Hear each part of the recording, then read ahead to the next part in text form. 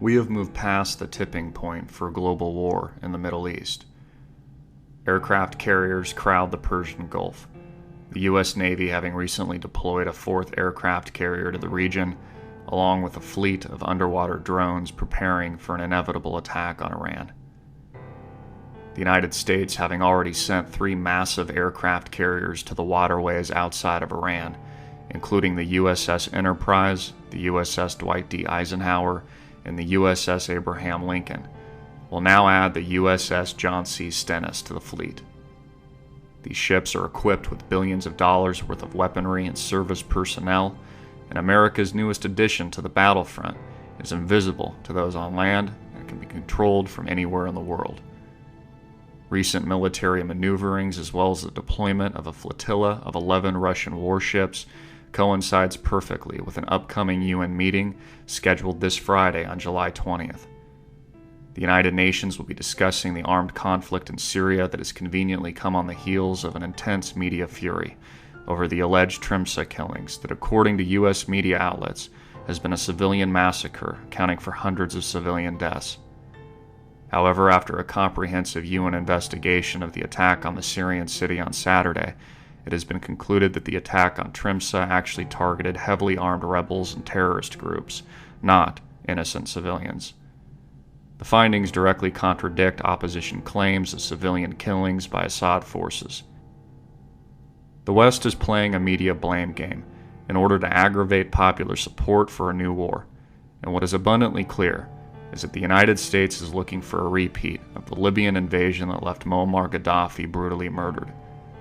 The mainstream media cry for humanitarian aid is really just a mask for a violent U.S.-led regime change in Syria. President Barack Obama and Secretary of State Hillary Clinton want Bashar al-Assad dead, and if they have their way, a bloody and violent new global war is about to erupt.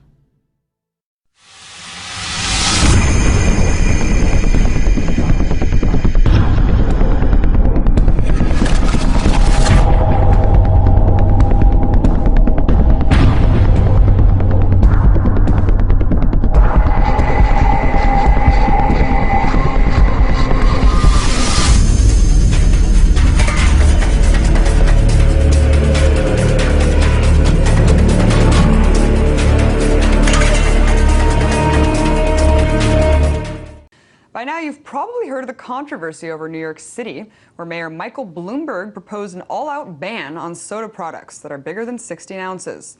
This proposal stirred up a lot of anger among the public and attention within the media, and the fight certainly isn't fizzling out. This week, the American Medical Association is considering a proposal that supports soda taxes to fight obesity.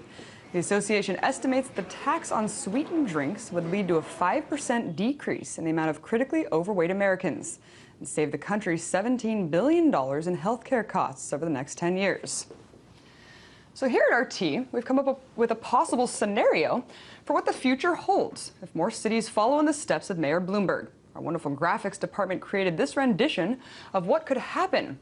One day we could be marking our sodas like some places mark their cigarettes, with a nice little warning label. Ours reads, Surgeon General's warning, drinking soda can greatly increase your risk of obesity, diabetes, heart disease, and cavities.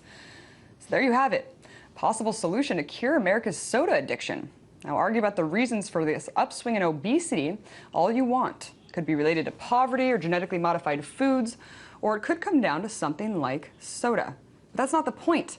Government regulation has taken a new and very scary turn. This is the latest example of government overreach. We're turning into a nanny state, and if they can limit our sodas, what can't the government limit or regulate? Well, Mayor Bloomberg and others are working so hard to ban big gulps, there are so many other things that New Yorkers can buy that are worse than a 32-ounce can of soda. For instance, you can buy multiple cartons of cigarettes, which have been linked to certain forms of cancer, or handles of alcohol, which contributes to drunk driving accidents, or even 25 grams of marijuana in New York. But soda is crossing the line. And banning certain sweet drinks is just a slippery slope. Just wait until the government finds out how much sugar is in juice containers. Soon enough, this can turn into an Orwellian nightmare, where the voice on the wall tells you to get up and exercise. But that's just a little ways out for now. U.S. Americans with a sweet tooth and unquenchable thirst for freedom will have to buy our big gulps off the black market and enjoy them in the privacy of our own homes.